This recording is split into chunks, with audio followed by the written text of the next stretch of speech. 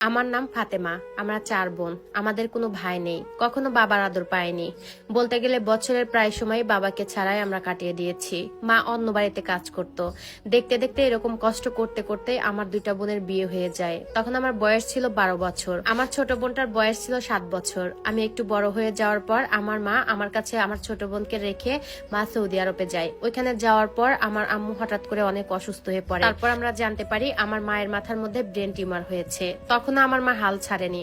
আমাদের 2 বোনের ভবিষ্যতের চিন্তা করে তখনও বিদেশে ছিল। 11 মাস থাকার পর আমার মা অনেকটাই অসুস্থ হয়ে যায়। তাই বাধ্য হয়ে বাংলাদেশে ফিরে আসে। বাংলাদেশে এসে ডাক্তার দেখিয়ে তারপর ওষুধ খেয়ে একটু সুস্থ হয়। তারপর আবারও 2019 সালে সৌদি আরবে যায়। তখন পুরোপুরি সুস্থ হয়েছিল না, কিছুটা সুস্থ হয়েছিল। ওই সময়ে 10 মাস থাকার পর আমার মা আরো বেশি অসুস্থ হয়ে পড়ে। তারপর সেখান থেকে আমার মাকে বাংলাদেশে পাঠিয়ে দেওয়া হয়। এদিকে আমার আব্বু ভালোই ছিল, মাকে নিয়ে তার কোনো মাথা ব্যথাই ছিল না। হঠাৎ 2020 সালের জানুয়ারি মাসের 6 তারিখে আমার মা ইন্তেকাল করেন। তখন আমার আর আমার ছোট বোনের জীবনটাতে অন্ধকার নেমে আসে। তখন আমি আর আমার ছোট বোন মহিলা মাদ্রাসায় লেখাপড়া করতাম। তারপর আসলো করোনা। আমাদের বাড়ি ছিল নরসিংদী। আমার মা মারা যাওয়ার পর আমার বাবা আমাদেরকে ব্রাহ্মণবাড়িয়াতে নিয়ে যায়। সেখানে আমার দাদা বাড়ি ছিল। তখন আমার বয়স ছিল মাত্র 16 বছর। তারপর করোনার সময় আমার বাবা আমাদেরকে ব্রাহ্মণবাড়িতে নিয়ে যায় আমার ফুফুর বাসায়। ভালো দিন কাটতেছিল। হঠাৎ করে সিদ্ধান্ত নেয় আমাকে বিয়ে দেওয়া হবে। তখন আমি রাজি ছিলাম না। তারপর আমাকে ব্রাহ্মণবাড়িয়া থেকে নরসিংদীতে আনা হয়। তখন আমার মা মারা গেছে মাত্র 5 মাস হয়েছে। ছোটবেলা থেকে দেখতাম একটা লোক ছিল, তার সঙ্গে আমার বাবার খুবই ভালো একটা সম্পর্ক ছিল। বলতে গেলে তারা 2জন বন্ধু ছিলেন। উনি নাকি খুবই অসুস্থ, আমাদের পাশের বাসায়। তারপর আমার আপু বলল উনাকে গিয়ে একটু দেখে আয়, উনি অনেক অসুস্থ। আমি বললাম আচ্ছা ঠিক আছে।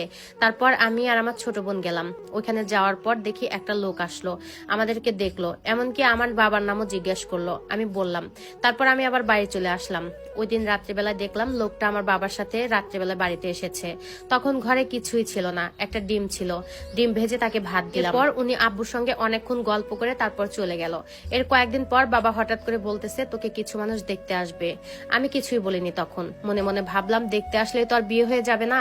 পরের দিন দেখি অনেক ধুমধাম করে আয়োজন করা হচ্ছে আমাকে দেখতে আসবে বলে। আমার 2 বোন আসলো আর আমার 2 দুলা ভাইও আসলো। তারপর ছেলে পক্ষ চলে আসলো।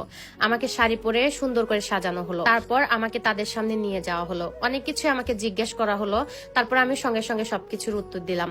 তারপর ছেলের ভাবি মানে আমার বড় যা শাড়ি উঠিয়ে আমার পা দেখতেছে, আমার পা দুইটা ঠিকঠাক আছে নাকি। তখন আমার বড় বোন রেগে এসে বলতেছে আপনারা কি মেয়ে দেখতে এসেছেন নাকি গরুর হাটে গরু দেখতে এসেছেন। এই বলে আমাকে ওইখান থেকে নিয়ে আসলো আর তাদের অনেক বকাবকি করলো। তখন আমি মনে মনে অনেকটাই খুশি হয়েছিলাম। ভাবলাম যে যাক এবার হয়তো বা বিয়েটা ভেঙে যাবে। কিন্তু না, তারা আমাকে অনেক পছন্দ করেছে। এই বিয়েতে কেউ রাজি ছিল না। আমার বড় বোনেরা, তার জামাইরা, আমার নানু মামা কেউ রাজি ছিল না। এমনকি আমিও রাজি ছিলাম না। কিন্তু বাবা অনেক জোরাজুরি করেছে, কেউ রাজি ছিল না, তাই আমিও রাজি হইনি। ওরা আমাকে দেখে গেছে প্রায় 15 দিন হয়ে গেছে। ভাবছিলাম হয়তো বাবা আর বিয়েটা দেবে না, অনেক খুশি হয়েছিলাম। কিন্তু হঠাৎ একদিন বাবা বলল আয় তোকে ব্রাহ্মণবাড়িয়া তোর ফুবুর বাসায় দিয়ে আসি। আমিও অনেক খুশি হয়ে সুন্দর করে সাজুগুজু করে বাবার সাথে বের হয়ে গেলাম। কিন্তু নরসিংদী যাওয়ার পর একটা কাজী অফিসের সামনে গিয়ে আমাদের গাড়ি থামলো। সাথে আমার দুলাভাইও ছিল। বাবাকে জিজ্ঞাসা করলাম এইখানে কেন। তখন বাবা বলতেছে একটু কাজ আছে আয়। আমিও ভিতরে গেলাম। ভিতরে গিয়ে দেখি পাত্র মানে যারা আমাকে 15 দিন আগে দেখতে এসেছিল। আমার বাবার বন্ধু এসেছে। পরে অনেক কান্নাকাটি করলাম, কিন্তু আমার কথা কেউ শোনেনি। যাক অবশেষে তার সঙ্গে আমার বিয়েটা সম্পূর্ণ হলো। তখন আমি বললাম বিয়ে হয়েছে ভালো কথা, আমি কিন্তু শ্বশুর বাড়িতে যাব না। বাবা বলল আচ্ছা ঠিক আছে, তোকে এখন শ্বশুর বাড়িতে যেতে হবে না, পরে যাস। তারপর সেখান থেকে আমি আমার বড় বোনের বাসায় চলে যাই। তারা কেউ জানতো না আমার বিয়ের কথা। সেখানে গিয়ে আমি আমার বোনকে সবকিছু খুলে বলি। পরের দিন আমাকে আমার বোনের বাসা থেকে নিয়ে আসে আমার বাবা। আমার বাবার বন্ধু আমার বাবার সাথে এসেছিল। তার বাড়িতে আমাকে নিয়ে যাওয়া হয়েছে। আমার শ্বশুর বাড়ি আর তার বাড়ি একসাথেই। আমার বাবার বন্ধু সম্পর্কে আমার উকিল বাবা হয় আর আমার স্বামীর বোনের শ্বশুর হয়। তারপর ওই বাড়িতেই আমার শ্বশুর শাশুড়ির হাতে আমাকে তুলে দেয়। তারপর তারা আমাকে তাদের বাড়িতে নিয়ে যায়। আমার স্বামী কাজে, সে ওয়ার্কশপে কাজ করতো। আমার শাশুড়ি একটা বাসাতে ভাড়া থাকতো। সেখানে 2টা রুমে ছিল। একটা রুমের মধ্যে আমার স্বামী আর আমি থাকতাম, আর একটা রুমের মধ্যে আমার শাশুড়ি, শ্বশুর, ননদ, দেবর সবাই একসঙ্গে থাকতো। ওই দিন রাতে আমার স্বামী যখন বাড়িতে আসে আসে সে জানতো আমার ফুচকা অনেক পছন্দ, তাই আমার জন্য কিছু ফুচকা নিয়ে আসে। তারপর খাওয়া দাওয়া শেষ করে আমরা দুজন রুমে চলে যাই। ওই দিন ছিল আমাদের বাসর রাত। আমরা দুইজন দুই কোনায় বসে আছি, কারো মুখে কোনো কথা নেই। হঠাৎ করে আমি বলে উঠলাম যে সারা রাত কি আমি বসে থাকবো নাকি ঘুমাবো? সে বলল হ্যাঁ ঘুমাবে। আমাকে আমার স্বামী বলল তোমাকে একটা কথা বলবো। তখন আমি বললাম আচ্ছা ঠিক আছে বলেন। সে আমাকে বলতেছে আচ্ছা তুমি তো আমাকে বিয়ে করতে রাজি ছিলে না। আমি বললাম এখন এসব বলে তো আর কোনো লাভ নেই, কিন্তু আমার 3টা শর্ত আছে। সে বলতেছে আচ্ছা ঠিক আছে তোমার কি শর্ত আছে তুমি আমাকে বলো।